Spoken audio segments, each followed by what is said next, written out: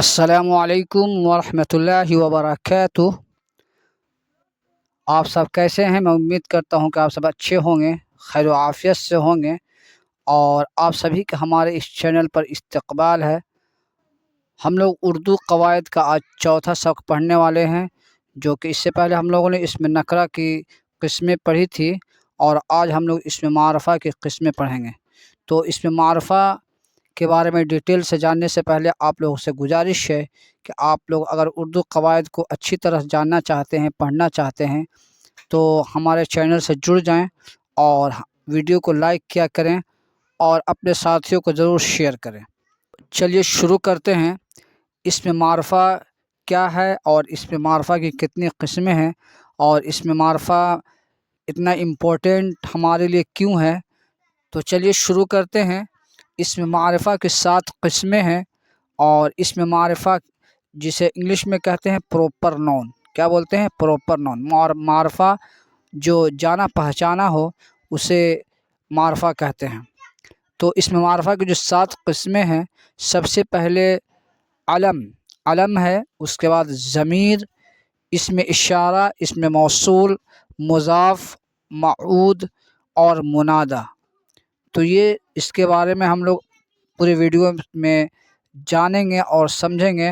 سب سے پہلے اسم علم جو کہ پراپر نون ہوتا ہے، اور انگلش میں آپ کو اس لیے لکھ دیا تھا کہ آپ لوگ جو بھی انگلش تھوڑا جانتے ہیں، وہ نون، پروناؤن، ایڈجیکٹیو، ورب، ایڈورب، پریپوزیشن وغیرہ، تو اس سے آپ کو ہنٹس مل جاتا ہے۔ تو اسم علم کیا ہے؟ پراپر نون ہے۔ وہ اسم ہے جو کسی خاص شخص، خاص جگہ، خاص چیز یا خاص ادارے کا نام ہو، جیسے احمد، فاطمہ، دہلی، ہندوستان، قرآن مجید، یعنی جو بھی مشہور نام ہیں اور جسے ہم پراپر طریقے سے نام جانتے ہیں، اسے اسم علم کہا جاتا ہے۔ اسم علم کی 5 قسمیں ہیں: عرف، خطاب، لقب، کنیت، تخلص۔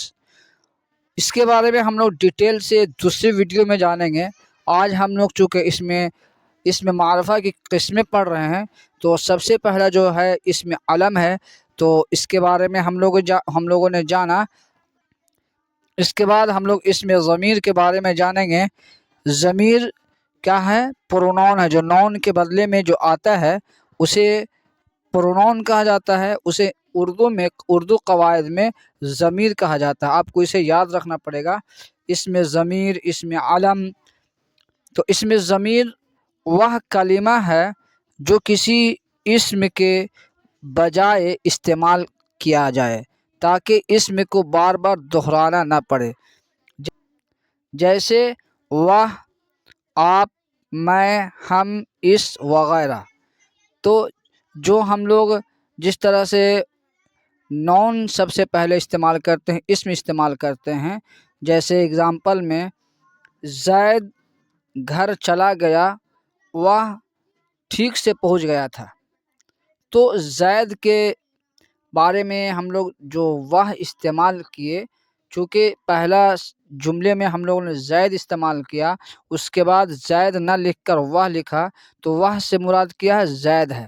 تو وہ جو ہے وہ ضمیر کہلائے گا، اور وہ جو ہے کس کی طرف پلٹا ہے؟ زید کی طرف پلٹتا ہے۔ تو یہ وہ، آپ، میں، ہم، اس، یہ وغیرہ، یہ سارے اسم ضمیر ہوتے ہیں۔ اس میں جو سمجھنے والی بات ہے وہ یہ ہے کہ اسم کی تکرار سے جملے کی خوبصورتی اور روانی چلی جاتی ہے۔ ایک ہی نام کو بار بار دہرانے سے گفتگو کا مزہ خراب ہو جاتا ہے۔ تو میں نے ایک قواعد کے حساب سے یہ کہا جا رہا ہے کہ بار بار اسم کو استعمال کرنا جملے میں یہ صحیح نہیں ہے، اور قواعد کے حساب سے یہ اس کے بارے میں بات کرنا یا لکھنا، یہ لکھنے کا جو طریقہ ہے وہ غلط ہو جاتا ہے۔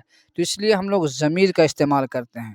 اوکے، ضمیر جو ہے کہ آگے لکھا ہوا جو آپ کو اگزامپل سے بتایا گیا ہے، کہ احمد ایک طالب علم ہے. کیا ہے؟ احمد ایک طالب علم ہے. احمد روزانہ اسکول جاتا ہے. احمد اپنی ماں کی خدمت کرتا ہے. چونکہ یہ سنٹینس کیا ہے؟ غلط ہو سکتا ہے. کیوں غلط ہے؟ کیونکہ آپ کو بار بار اس سنٹینس میں، اس جملے میں احمد کا استعمال کیا جا رہا ہے. تو اس کا صحیح کیا ہوگا؟ اس کا صحیح یہ ہوگا کہ احمد ایک طالب علم ہے، وہ روزانہ اسکول جاتا ہے، اس نے اپنی ماں کی خدمت کرتا ہے، یا وہ اپنے ماں کی خدمت کرتا ہے. تو یہ شروع میں ہم لوگوں نے احمد کا جو نام ہے اس کا استعمال کیا، اس کے بعد ضمیر کا استعمال کیا گیا ہے. تو یہ سنٹینس کیا ہوگا؟ یہ صحیح ہوگا.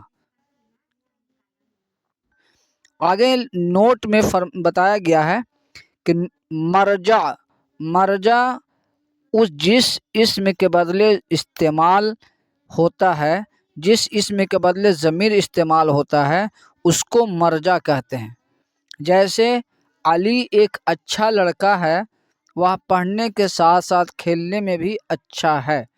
تو یہاں پر کیا ہے کہ آپ کو جو شروع میں احمد علی کا نام لیا گیا ہے، علی ایک اچھا لڑکا ہے، وہ پڑھنے کے ساتھ ساتھ کھیلنے میں بھی اچھا ہے.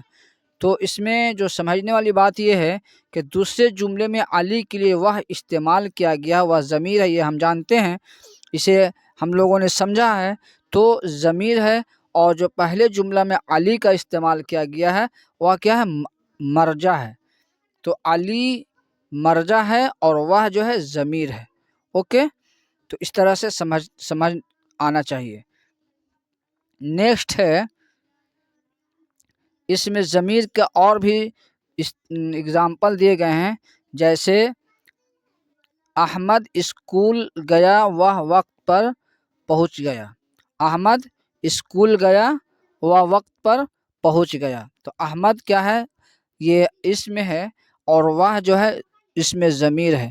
فاطمہ کتاب پڑھ رہی ہے، فاطمہ کتاب پڑھ رہی ہے، وہ بہت محنتی ہے. تو فاطمہ کیا ہے یہاں پہ؟ فاطمہ آپ کا یہ اسم ہے، اور اس کے بدلے میں جو وہ استعمال کیا گیا ہے وہ ضمیر ہے. علی تم کہاں جا رہے ہو؟ علی کیا ہے؟ یہ اسم ہے، اور تم اس کے جو علی کے بارے میں استعمال کیا گیا ہے وہ ضمیر ہے. استاد صاحب آپ کیسے ہیں؟ تو استاد جو ہے، استاد صاحب کیا ہے؟ یہ اسم ہے، اور آپ کا اس کے بعد کیا ہے؟ آپ جو ہے وہ ضمیر ہے. اوکے. زید نے کہا، یہ کیا ہے؟ اسم ہے، اور میں آج بازار جاؤں. زید نے کہا میں آج بازار جاؤں گا، یہ میں کیا ہوا؟ یہ آپ کا ضمیر ہو گیا.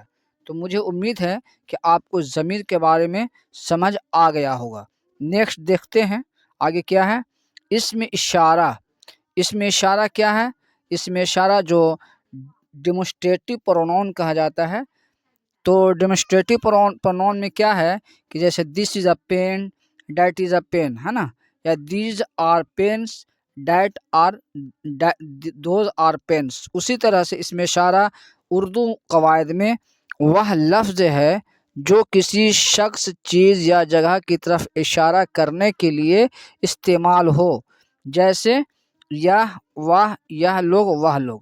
سنگولر ہے، یا وہ سنگولر ہے، یعنی واحد ہے، اور یہ لوگ جمع ہے، وہ لوگ جمع ہے. تو اس کی اگزامپل کیا ہوگا؟ مثال کیا ہوگا کہ یہ میرا قلم ہے، یہ میرا قلم ہے. تو یہ کیا ہے؟ اسم اشارہ ہے. وہ میرا گھر ہے، وہ کیا ہے؟ اسم اشارہ ہے. یہ بچے کھیل رہے ہیں، یہ کیا ہے؟ یہ اسم اشارہ ہے. وہ کیا ہے؟ یہ اسم اشارہ ہے. وہ کتاب بہت اچھی ہے نا. تو یہ اسم اشارہ آپ کو بالکل آسانی سے سمجھ آ گیا ہوگا، چونکہ یہ بہت زیادہ ڈیفیکلٹ نہیں ہے. اوکے، آگے دیکھتے ہیں. اسم اشارہ کی دو قسمیں ہیں. اسم اشارہ کی دو قسمیں ہیں، ایک اسم اشارہ قریب اور اسم اشارہ بعید. یہ آپ کا دو قسمیں ہیں، اسم اشارہ قریب اور اسم اشارہ بعید. اسم اشارہ قریب جو چیز یا شخص قریب ہو اس کے لیے استعمال ہوتا ہے. کیا ہے؟ قریب میں کیا ہے؟ جو چیز جو چیز یا شخص قریب ہو، نزدیک ہو، اس کے لیے استعمال ہوتا ہے۔ جیسے یہ دونوں، یہ سب، یہ لوگ، یہ جو ہے قریب کے لیے استعمال ہوتا ہے۔ اور اس میں اشارہ بعید، جو چیز یا شخص دور ہو اس کے لیے استعمال ہوتا ہے نا۔ مثال کیا دیا ہوا ہے؟ وہ دونوں، وہ سب لوگ۔ تو یہ بھی اس میں اشارہ بالکل ایزی ہے، لیکن آپ کو یاد کرنا پڑے گا۔ ہم لوگوں نے ابھی 3 قسمیں پڑھی ہیں، اس میں علم، اس میں ضمیر، اس میں اشارہ۔ اس میں علم جو بالکل خاص ہو، جیسے پٹنہ، دہلی، ہندوستان، قرآن مجید، احمد، علی وغیرہ، یہ سب اس میں علم ہیں۔ اس میں ضمیر جو نون کے بدلے یعنی کہ اسم کے بدلے جو آتے ہیں اسے اس میں ضمیر کہا جاتا ہے۔ اور اس میں اشارہ جو اشارہ کے لیے بتایا جاتا ہے، جیسے یہ لوگ، وہ لوگ۔ اور اس کی 2 قسمیں ہیں، اس میں قریب اور اس میں بعید۔ اس میں قریب کیا ہے؟ جو نزدیک کے لیے استعمال کیا جاتا ہے، جیسے یہ دونوں، یہ سب۔ اور اسی طرح سے اس میں بعید جو دور کے لیے استعمال کیا جاتا ہے، جیسے وہ لوگ، وہ دونوں وغیرہ۔ تو یہ آپ کو پڑھایا گیا۔ آگے دیکھتے ہیں کیا ہے؟ اس میں موصول ہے۔ آگے کیا ہے؟ اس میں موصول۔ اس میں موصول کو ریلیٹو پروناؤن کہا جاتا ہے۔ یہ آپ کے لیے بہت ہی سمجھنے والی بات ہے، اور سمجھنے کی ضرورت ہے۔ اس میں موصول وہ اسم ہوتا ہے جس کے معنی اس وقت تک پورے اور واضح نہیں ہوتے جب تک اس کے ساتھ کوئی دوسرا جملہ جسے صلہ کہتے ہیں نہ ملایا جائے، ہے نا۔ مثال جو، جس، جن، جنہوں نے، جس نے، جس کو۔ تو یہ سارے چیز جو ہے کہ آپ کو کیسے سمجھ میں آئے گا؟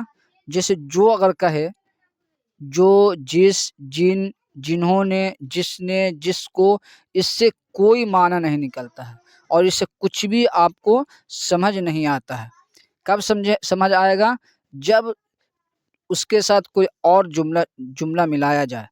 جیسے اسم موصول کے 2 بنیادی حصے ہوتے ہیں جس سے ہم اسے کلیئر سمجھ سکتے ہیں اور ہمیں سمجھ آئے گا۔ اسم موصول کا مفہوم تبھی مکمل ہوتا ہے جب اس کے ساتھ 2 اہم چیزیں موجود ہوں۔ کیا؟ ایک صلہ۔ کیا ہے یہ؟ صلہ۔ صلہ مینس کیا ہوتا ہے؟ بدلہ ہوتا ہے۔ اسم موصول کے فوراً بعد آنے والا وہ جملہ جو اس کا مطلب واضح کرتا ہے، جیسے جو لڑکا محنت کرتا ہے۔ کیا ہے؟ جو لڑکا محنت کرتا ہے۔ یہاں محنت کرتا ہے صلہ ہے۔ اب یہاں پر تھوڑا سمجھ میں آیا ہے، پورا ابھی بھی 100% سمجھ میں آپ کو نہیں آیا اس جملے سے۔ جو لڑکا محنت کرتا ہے تو کیا ہوگا؟ جو لڑکا محنت کرتا ہے پاس ہوگا، کامیاب ہوگا، یا پھر اور کچھ، ہے نا۔ تو اس کے بعد جواب صلہ، اس کا آگے جملہ جو بنے گا جواب صلہ، تو 100% وہ جملہ سمجھ آتا ہے۔ آگے دیکھتے ہیں کیا ہے۔ جواب صلہ کسے کہتے ہیں؟ تو جواب صلہ وہ جملہ جو بات کو مکمل کرتا ہے، اور جو بات کو مکمل کرتا ہے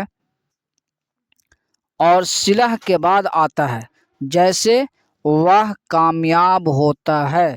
تو ہم لوگوں نے ابھی کیا پڑھا تھا؟ جو لڑکا محنت کرتا ہے وہ کامیاب ہوتا ہے۔ یہاں وہ کامیاب ہوتا ہے جواب صلہ ہے۔ تو ایک ہے اسم موصول، ایک ہے صلہ، اور ایک ہے جواب صلہ۔ یہ تینوں مل کر سینٹینس کو، جملے کو مکمل کرتے ہیں، کمپلیٹ ہوتا ہے۔ جیسے ہم لوگوں نے پڑھا کہ جو، یہ ہو گیا آپ کا کیا ہے؟ اسم موصول ہے۔ جو لڑکا محنت کرتا ہے، یہ محنت کرتا ہے کیا ہے؟ آپ کا صلہ ہے۔ وہ کامیاب ہوتا ہے، یہ جواب صلہ ہے۔ تو اس طرح سے اسم موصول کو ریلیٹو پروناؤن کہا جاتا ہے، اور اس سے جو، جس، جن، جن کا وغیرہ جو ہم لگاتے ہیں وہ ریلیٹو پروناؤن ہوتے ہیں، اور اس کے بعد صلہ کا جملہ آتا ہے، یعنی اس کے بعد بدلے کا جملہ آتا ہے، اس کے بعد جواب صلہ آتا ہے نا؟ تو اس طرح سے آپ کو اس میں موصول کے بارے میں سمجھ آ گیا ہوگا۔ کچھ اگزامپلس ہیں، کچھ مثالیں ہیں، اس کے بارے میں دیکھتے ہیں۔ جو جس واحد اور جمع دونوں کے لیے استعمال ہوتا ہے، جیسے جو بوئے گا وہی کاٹے گا۔ جو بوئے گا، تو جو کیا ہے یہاں پہ اس میں موصول ہے، بوئے گا صلہ کا جملہ ہے، وہی کاٹے گا جواب صلہ ہے۔ جنہوں نے، جنہیں، جس نے، جس کو، یہ جو یوز کرتے ہیں، استعمال کرتے ہیں۔ جس نے آواز دی، جس نے آواز دی وہ چلا گیا۔ تو جس نے یہ کیا ہے آپ کا اس میں موصول ہے، آواز دی یہ آپ کا صلہ ہے، وہ چلا گیا ہے نا؟ تو یہ کیا ہو گیا؟ جواب صلہ ہو گیا۔ جیسا، جیسے طریقے یا حالت کے لیے استعمال کرتے ہیں۔ جیسا کرو گے ویسا بھرو گے، جیسا کرو گے ویسا بھرو گے، یہ کیا ہے آپ کا جیسا کرو، جیسا کیا ہو گیا اس میں موصول ہے، کرو گے صلہ ہے، ویسا بھرو گے آپ کا یہ کیا ہے؟ جواب صلہ ہے۔ جتنا، جتنی مقدار کے لیے، یعنی کہ جو آپ کو ناپتے ہیں جو چیز کو، اس کو مقدار کہا جاتا ہے۔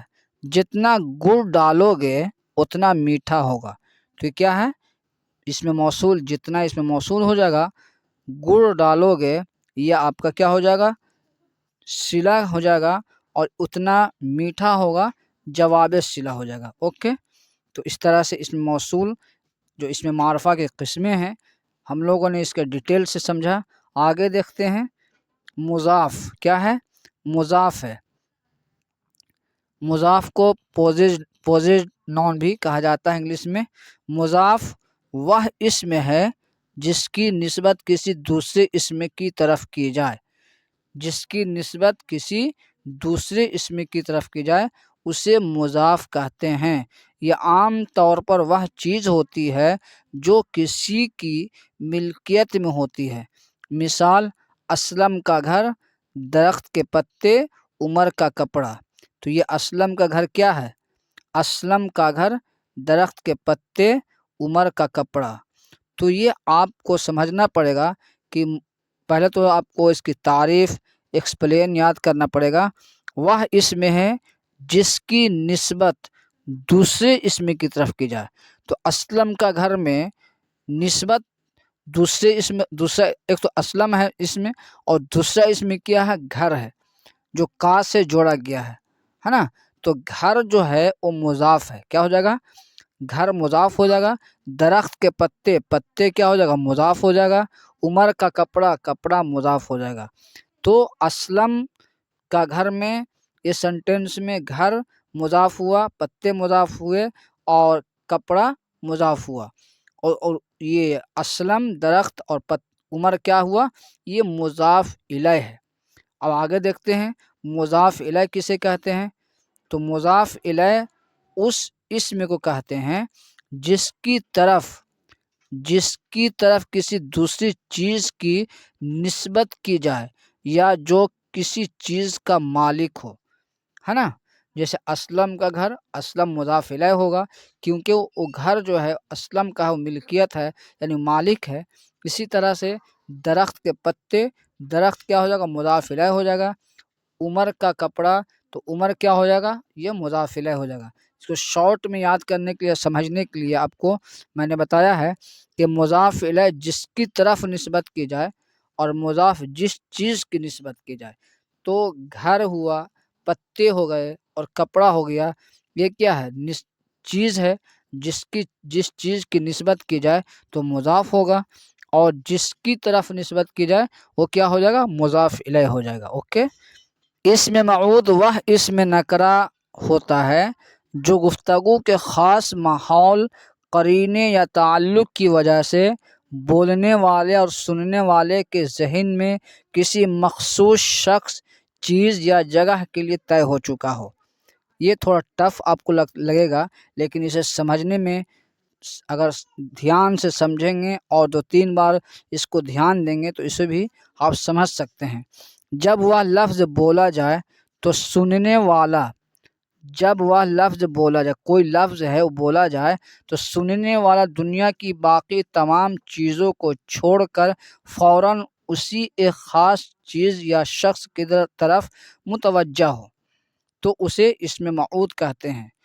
تو اسم موعود کیا ہوتا ہے کہ اس میں نکرہ ہوتا ہے، لیکن جب بولنے والا اور سننے والا آپس میں ایک دوسرے سے انڈرسٹینڈنگ کرے اور اسے بار بار جب وہ لوگ اسی چیز کے بارے میں بولیں تو شارٹ جملے میں بھی اگر بولتا ہے تو اسے یہی چیز سمجھ میں آتا ہے کہ جو ہم لوگوں نے اس سے پہلے لیا ہے، یا جو بھی بات ہو تو وہ سمجھ جاتے ہیں۔ جیسے میں بولوں کہ چلو آج مال میں گھومتے ہیں، تو چونکہ ہم لوگ جس مال میں برابر جاتے ہیں تو ہمارے دوست یا ہمارے جس سے میں بول رہا ہوں وہ سمجھ جاتا ہے کہ اچھا اس مال میں جانا ہے، حالانکہ دنیا میں تو بہت سارے مال ہیں، تو وہ اس میں نکرہ نہ ہو کر وہ اس میں معرفہ ہو جاتا ہے اور وہ وہاں پر اسم موعود میں آتا ہے۔ اوکے، آگے اور کلیئر ہوگا، دیکھتے ہیں کیا ہے۔ آگے ہے آپ کا موعود کی دو قسمیں ہیں۔ موعود کی دو قسمیں ہیں، ایک موعود ذہنی، وہ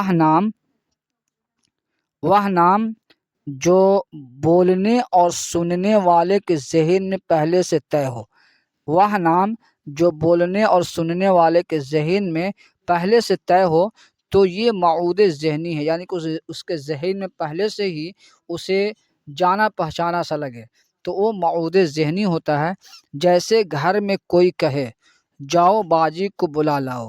اب باجی تو دنیا میں بہت سی ہیں، لیکن گھر کا ہر فرد جانتا ہے کہ کس بڑی بہن کی بات ہو رہی ہے نا؟ تو اسے ایک قیاس شروع سے ہی اسے اس بات کو وہ جانتا ہے، چونکہ وہ ڈیلی اس بات کا یوز کر رہا ہے، استعمال کر رہا ہے، اس جملے کا استعمال ہو رہا ہے، تو وہ موعود ذہنی ہوتا ہے۔ اور وہ موعود کی اس میں معرفہ کے موعود کی قسمیں ہوتے ہیں۔ موعود خارجی کیا ہوتا ہے کہ موعود خارجی وہ اسم جس کا ذکر گفتگو میں پہلے گزر چکا ہو اور دوبارہ وہی لفظ بولنے سے وہی چیز مراد ہو۔ جیسے میں نے ایک کتاب خریدی، وہ کتاب بہت اچھی ہے، تو جس کتاب کے بارے میں بولا جا رہا ہے کہ وہ کتاب بہت اچھی ہے، تو یہ کتاب یہ نکرہ ہے، اس میں نکرہ ہے، لیکن یہاں پر وہ کس کتاب کے بارے میں بات ہو رہی ہے؟ جو کتاب اس نے خریدی ہے، تو وہ کتاب بہت اچھی ہے، تو یہاں پر یہ کتاب کا ہو جائے گا موعود خارجی ہو جائے گا۔ یہاں دوسری بار بولا گیا لفظ کتاب اب عام نہیں رہا، بلکہ یہ وہی مخصوص کتاب ہے جس کا ذکر پہلے جملے میں آ چکا ہے۔ تو اس میں موعود کے بارے میں آپ لوگوں کو امید ہے کہ سمجھ آیا ہوگا۔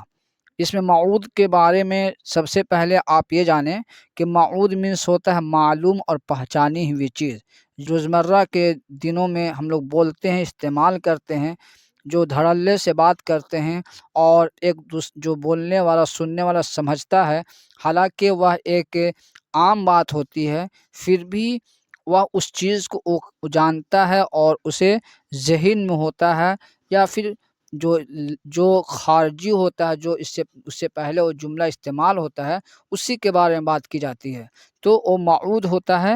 اور موعود ایک اس میں عام نکرہ ہوتا ہے، لیکن اسے خاص بنا دیا جاتا ہے۔ اوکے، آگے دیکھتے ہیں۔ منادی مینس کا ہوتا ہے پکارنے والا۔ کیا ہوتا ہے؟ پکارنے والا۔ تو منادی یہ آخری قسم ہے، جس شخص، چیز یا گروہ کو پکارا جائے، جس شخص، چیز یا گروہ کو پکارا جائے یا آواز دی جائے اسے منادی کہتے ہیں۔ منادی مینس پکارنے والا ہے نا، پکارا جائے۔ جیسے اے احمد ادھر آؤ، اے احمد ادھر آؤ۔ اے احمد کیا ہے؟ یہ آپ کا منادی ہے۔ منادی کس کو جو اے بولا جا رہا ہے، تو یہ آپ کو اے احمد کہہ کے پکارا جا رہا ہے، یعنی خاص بلایا جا رہا ہے احمد کو۔ اے احمد ادھر آؤ، یا اللہ، جو یا اس میں جو استعمال کیا گیا ہے اللہ کے لیے، اے یا اللہ مینس کا ہوتا ہے اے اللہ رحم فرما، اے بچوں सबक सुनो या सुनाओ, ऐ दोस्तों मेरी बात सुनो। ओके, मुनादी में इसका होता है पुकारा जाने वाला, इसमें है ना। तो इस तरह से इसमें मारफा की जो 7 किस्में हैं हम लोगों ने आज इसके बारे में डिटेल से समझा।